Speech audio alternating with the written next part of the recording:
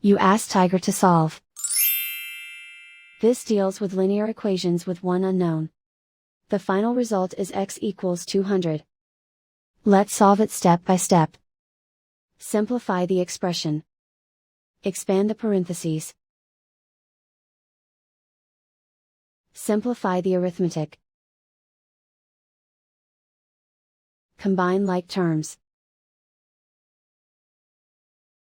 Group all constants on the right side of the equation.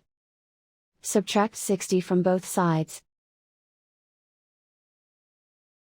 Simplify the arithmetic.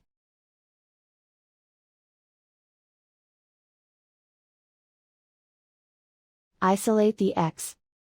Divide both sides by 0.05.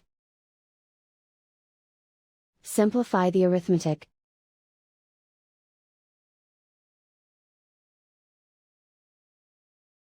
And so the final result is x equals 200.